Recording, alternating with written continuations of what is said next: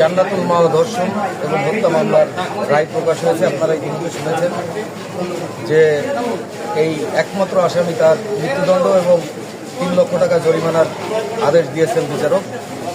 আমরা রাষ্ট্রপক্ষে মামলা পরিচালনা করেছি। আমরা এই আদেশে আমরা খুশি। এই মামলাটার মূল ঘটনা যখন ঘটেছিল 29 দিনের ভিতরে এই মামলার ঘটনা থেকে 29 দিনের ভিতরে এই মামলার বিচার প্রক্রিয়া শেষ হয়েছে।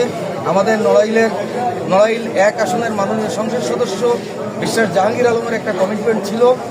এই ঘটনার পরপর তিনি নড়াইলে আসেন এবং ঘটনাস্থলে যান, যে সেখানে উত্তেজিত বা ব্যাপক সংক্ষুব্ধ জনগণ তার সামনে উনি একটা কমিটমেন্ট করে এসেছিলেন যে আমরা দ্রুততম সময়ের ভিতরে এই মামলার বিচার কার্যক্রম শুরু করব এবং রায় হবে।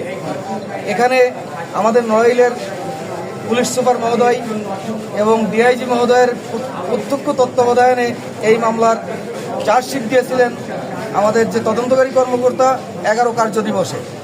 সেই চার্জশিট দেওয়ার পরবর্তী বিচারিক কার্যক্রম যখন শুরু হয়েছে, বিচারিক কার্যক্রম শুরু 9 কর্মদিবসের মধ্যে এই মামলা রায় হয়েছে। আমরা নড়াইলবাসী এজন্য খুবই খুশি। নড়াইলের যারা এই ঘটনার বিরোধিতা করে যারা নিন্দা জানিয়েছেন সবাইকে আমরা ধন্যবাদ জানাই।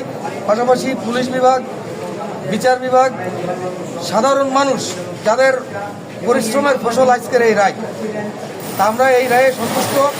তবে আশা করি যে দ্রুততম সময়ের ভিতরে এই রায় বাস্তবায়ন হবে, কার্যকর হবে, এই আশা ব্যক্ত করি। ধন্যবাদ জানাই এবং আমাদের